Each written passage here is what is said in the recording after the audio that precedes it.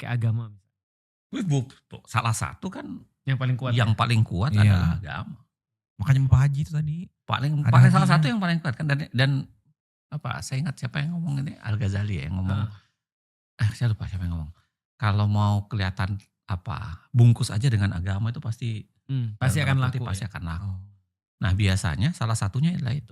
Makanya dia perlu untuk mengambil kayak simbol-simbol agama. Simbol pasti. Tapi mistifikasi kayak gitu Apalagi untuk negara seperti Indonesia ya. Karena negara Iya sih. Indonesia ini tuh mayoritas.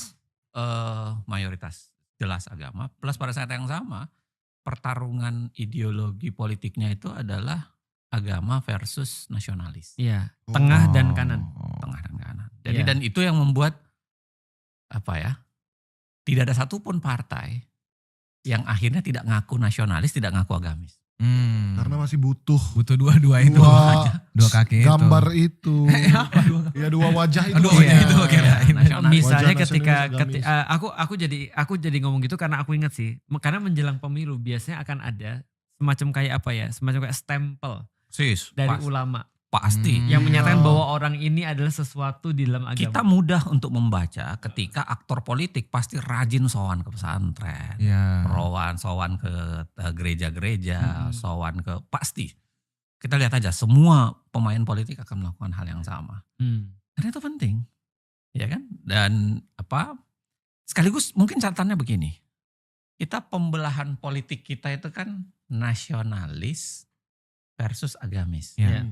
Dan Sekarang ya. sekarang ini. Cuma mungkin sekarang saatnya kita apa ya kepikiran apa sih gunanya pembagian nasionalis dan agamis ini? Apa sumbangsinya untuk pembuatan undang-undang? Iya, Apa benar. sumbangsinya mau nasionalis mau agamis sama-sama bunuh KPK misalnya? Iya. Mau nasionalis mau agamis sama-sama korupsi. bikin sama-sama korupsi. Sama sumpah. Mau nasionalis mau agamis sama-sama nindas buruh dalam kasus Iya. undang-undang cipta kerja. Jadi, kita taruhlah misalnya dalam demokrasi modern, kita lihatlah misalnya di Amerika. Kalau di Amerika itu kan liberal versus konservatif. Iya. Apakah ada sumbangsinya untuk pembuatan undang-undang? Banyak. Iya. Misalnya pajak. Pajak itu orang konservatif itu cenderung akan menolak pajak kekayaan untuk orang kaya misalnya. Ya kan? Itu. Tapi orang-orang yang lebih liberal itu cenderung untuk mengatakan gak ada masalah gitu dengan yang begituan. Iya.